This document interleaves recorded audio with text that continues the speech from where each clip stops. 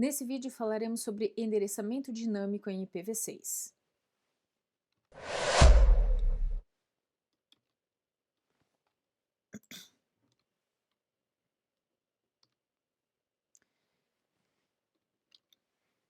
Então, no vídeo anterior nós vimos que é possível que os dispositivos, principalmente os hosts finais, se autoconfigurem com endereços IPv6, mesmo que dentro da minha rede eu não tenha um DHCP. É possível fazer com DHCP e é possível fazer sem DHCP. Então, os dispositivos eles podem obter endereços globais dinamicamente utilizando mensagens ICMPv6, que são mensagens do protocolo ICMP para IPv6. Então, os roteadores eles são configurados para, de tempos em tempos, uma vez que foi habilitado o IPv6, de tempos em tempos ele encaminha mensagens de router advertisement informando qual é o prefixo da rede. Tá? Os dispositivos finais, os hosts finais, quando eles tentam fazer uma configuração automática da rede, ele vai encaminhar uma mensagem para para multicast, para um endereço específico do multicast, nós vamos discutir isso posteriormente, solicitando qual é a informação do prefixo de rede. Esse prefixo ele é obtido do roteador e aí é feito um cálculo para a autoconfiguração dos endereços de rede. Vamos ver como isso acontece. Então aqui nós temos o cenário anterior, tá? O mesmo cenário que nós estávamos trabalhando anteriormente, sem nenhuma modificação. Eu configurei os filtros aqui para ele verificar as mensagens de DHCP, Neighbor Discovery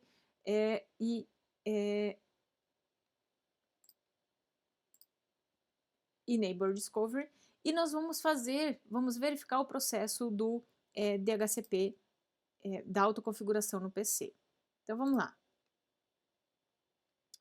Aqui eu vou colocar, vou mudar a configuração para Static novamente, vou pedir para ele se autoconfigurar automaticamente e vamos ver o que acontece.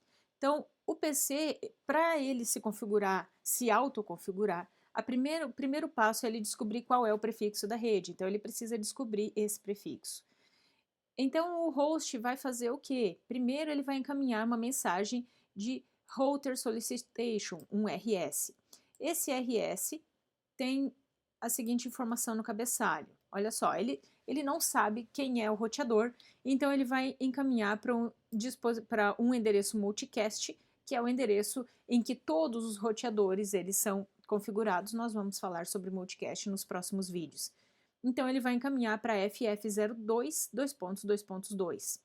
E ele vai colocar o endereço da sua interface, uma vez que o endereço da interface já está atribuído, é FE80, e um endereço, um cálculo aí que é feito utilizando a interface, o endereço MAC da placa de rede, né?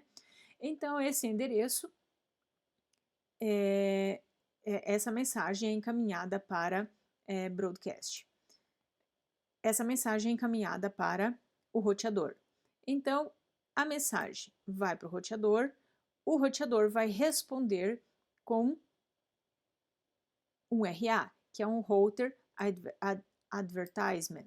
Então, aqui a gente tem um RA respondendo, e ele vai responder que o endereço unicast link, que o endereço link local dele é FE80 2.2.1, vai responder para FF02 2.2.1, que é o endereço multicast de todos os hosts da rede, tá? E aí ele vai informar alguns detalhes. Então, no corpo da mensagem, no payload da mensagem, tem a seguinte informação. Olha só, o prefixo da rede é 2001 DB8 ACAD 2.2, 2.2, né? E aí ele vai falar, vai dizer que o prefixo é 64. Aí tem mais algumas informações importantes para que o computador consiga, para que o PC consiga se configurar. Então, essa mensagem chega no PC e aí o PC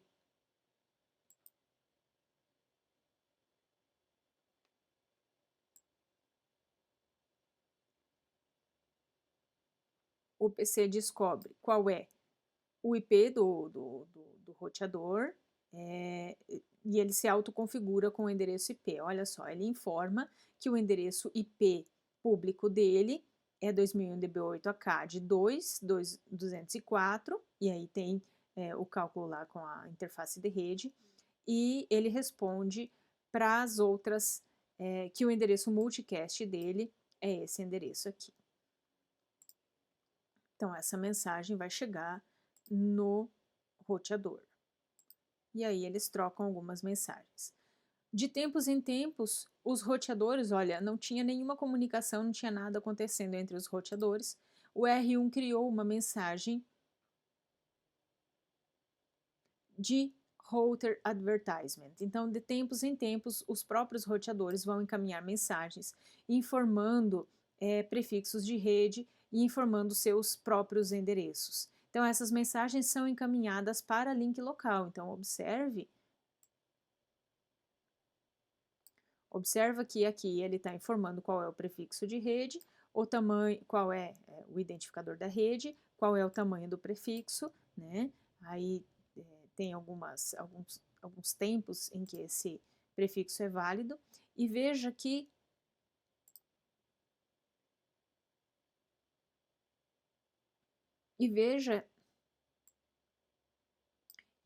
essa informação é encaminhada para link local. Então, a mensagem não vai para a internet. Aqui a gente tem a ideia de domínios de broadcast, ela é automaticamente quebrada. Então, tem um dispositivo de camada 3, essa mensagem morre lá na camada 3. Tá? Então, a mensagem é encaminhada do endereço de link local para um endereço, aqui esse é um endereço multicast, mas é um endereço multicast reservado, né, para as interfaces locais. Então vamos lá. As mensagens de solicitação de roteador são enviadas por dispositivos para descobrir roteadores IPv6, então nós vimos essa mensagem, e mensagens de anúncio do roteador são enviadas por roteadores para informar aos hosts ou a sua subrede qual é o endereço IPv6 do roteador e outras informações, como o prefixo de rede, o endereço do gateway padrão, se tiver configurado DNS nome de domínio, nós não tínhamos configurado, e aí, configurado. Existem 3 métodos usados para configuração para autoconfiguração de endereços globais, tanto globais quanto endereços privados, né? Além da configuração estática que nós já fizemos no vídeo anterior. Então, nós temos o Slack com servidor DHCP stateless e com DHCP stateful sem Slack. Então, vamos ver. Slack significa Stateless Address Auto-Configuration, e ele permite, é um método que permite que o dispositivo se configure automaticamente sem que tenha um servidor DHCP v6 nessa interface. Tá? Então, uma vez que o dispositivo tem informação sobre qual é o prefixo de rede, ele consegue se autoconfigurar usando um método chamado EUI64, que é um método para geração aleatória do endereço. Então, uma vez que o dispositivo mandou uma mensagem de router, que ele recebeu, uma vez que o dispositivo recebeu uma mensagem de router advertisement, aonde ele conhecia o prefixo da rede 2001 DB8AK de 2.1, ele sabia qual era o prefixo dessa subrede, ele vai fazer o cálculo do restante do seu endereço utilizando o método EUI64, tá? Como que é feito esse cálculo? Então, o cálculo é feito utilizando o endereço MAC da placa de rede. Então, o MAC da placa de rede, ele é dividido em 2 partes. Nós temos 24 bits que vão identificar o fabricante da placa de rede, que é o OUI, que é o identificador do fabricante da placa de rede, e outros 24 bits que identificam cada dispositivo, teoricamente, exclusivamente, né? Então, nós temos endereços MAC das placas de rede. Esse endereço ele é dividido em 2 partes. A primeira parte, ela vai compor a primeira parte do endereço, da parte EUI, e a segunda parte é separada, vai compor a parte final. E aqui no meio nós vamos colocar a sequência FFFE. FF nós temos todos os bits ligados e o E vai ter apenas um último bit desligado. Então, separamos o endereço MAC, colocamos FFFE no meio desse endereçamento. E aí, o próximo passo é inverter o bit de identificação universal do fabricante, que é esse bit aqui. Ele era 0 anteriormente, ele vira 1. Então, esse FC virou um FE. O restante do valor ficou igual, né? Então, nós temos FE 9947, aí o FFFE e o 75CE0. E aí a gente obteve o identificador da interface. Então, essa parte vai ser a parte que vai identificar a interface. O restante, então, antes, o endereço MAC, ele tem 48 bits. Com a inserção do FFFE, nós passamos a ter 64 bits e o restante dos 64 bits é dado pelo prefixo de rede mais o identificador da subrede. O segundo método de autoconfiguração é usando o Slack e usando o DHCP sem estado. Então, qual a diferença para o método Slack? No método de autoconfiguração, o dispositivo ele descobre o prefixo de rede e coloca o seu endereço IP. Ele sabe quem é o gateway, mas o método Slack não provê outras informações como o endereço DNS, por exemplo.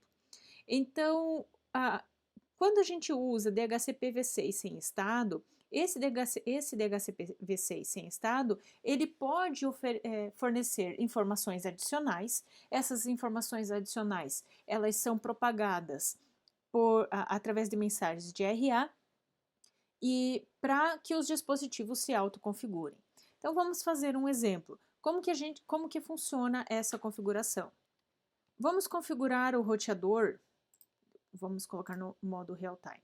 Vamos colocar o roteador, vamos configurar o R2 para que ele sirva como servidor DHCP v6. Primeiro vamos verificar a configuração do PC0.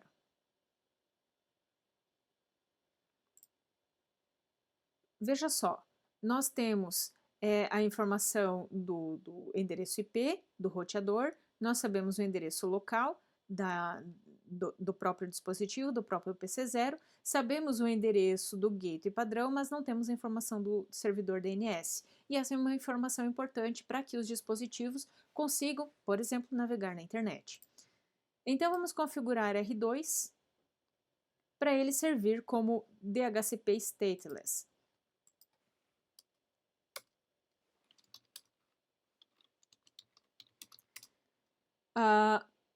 O comando é ipv6 dhcp. Vamos criar um pool, né? Sempre que trabalhamos com DHCP, nós criamos um pool e vamos dar um nome, DHCP v6 stateless pool. Ok, criamos um pool para distribuição de endereçamento IPv6, DHCP, para distribuição dos endereços DHCP. Então, vamos informar quem é o DNS Server. Vamos colocar aqui 2001. Vamos colocar um endereço padrão aqui, 4860, 4860, 8888. Então, esse é o endereço do nosso servidor DNS. E a gente pode informar também qual é o nosso domínio. Então, o domain name vai ser rede local. Rede local 1, por exemplo. Ok, vamos dar um exit. Faltou configurar algo aqui. Nós precisamos configurar a interface do roteador, para informar, para encaminhar essas informações adicionais. Então, vamos lá. Vamos configurar a interface, Gigabit Ethernet 0/0/1, que é a interface que está ligando R2 com o nosso PC1, e vamos habilitar o IPv6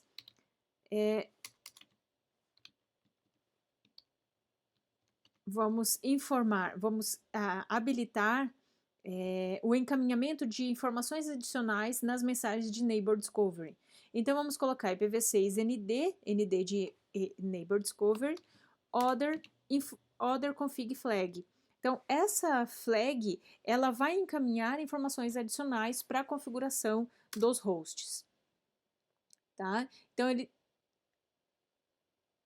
e aí vamos dizer qual é o pool de DHCP utilizado para obtenção dessas informações adicionais. Então, nós temos aqui IPv6, DHCP Server,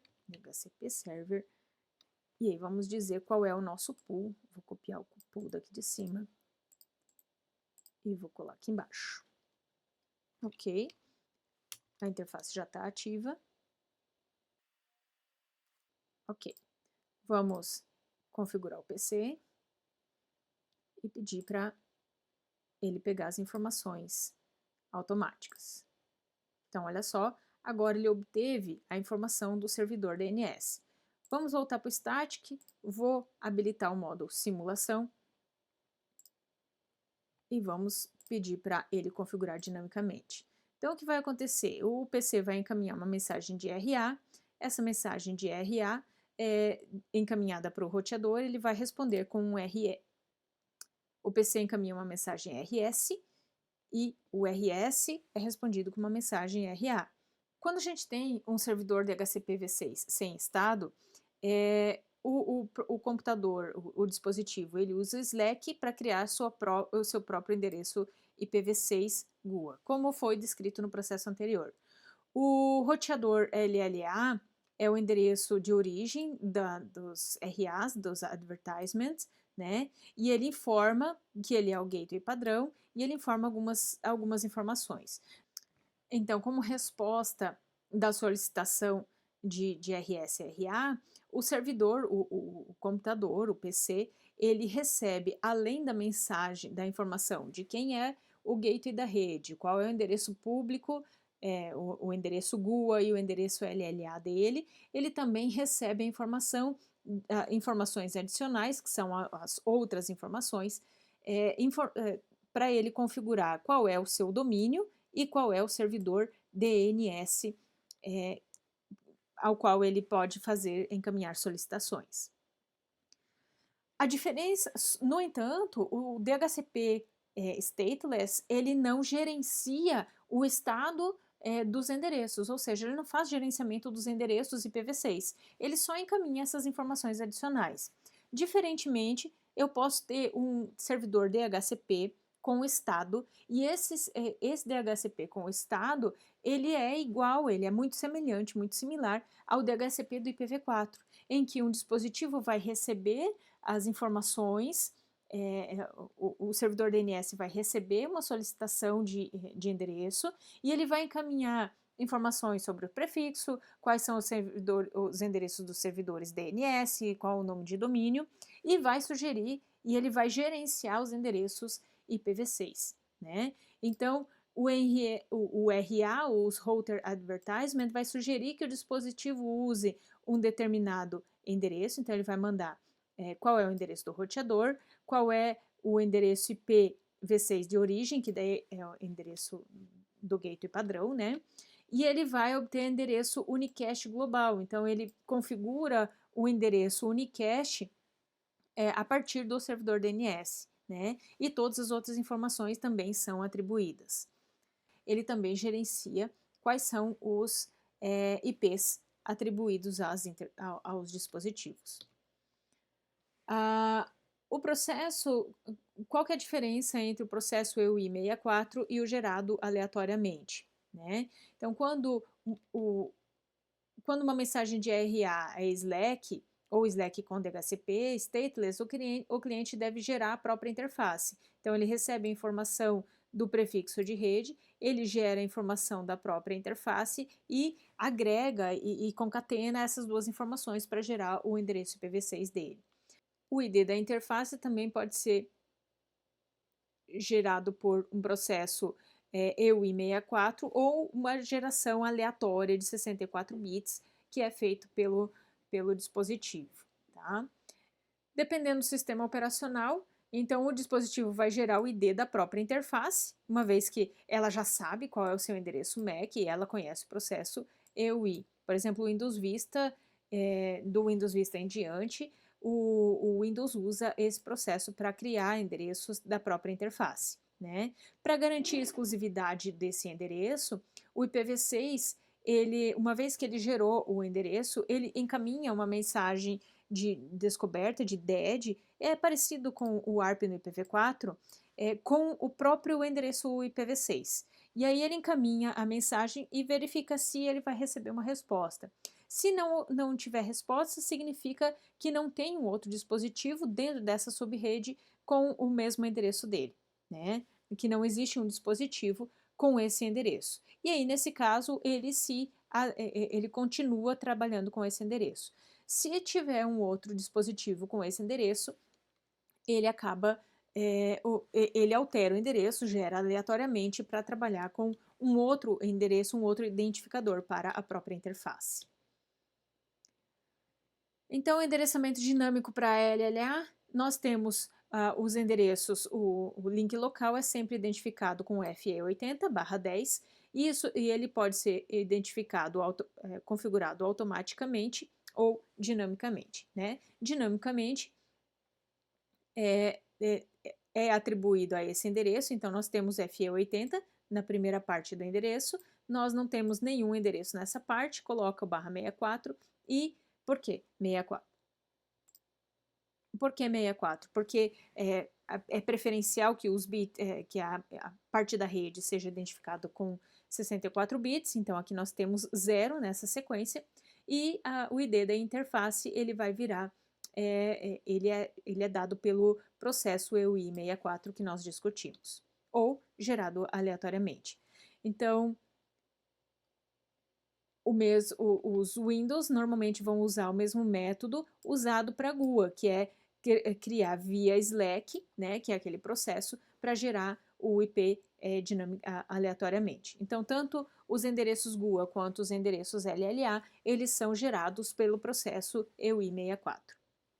Ou, no caso de existir uma interface, pode ser gerada uma interface com aquele endereço, ele pode ser gerado com o endereço aleatório EUI. Então, se você digitar um ipconfig na tua interface de rede, você consegue descobrir qual é o endereço IPv6, link local e o gateway padrão.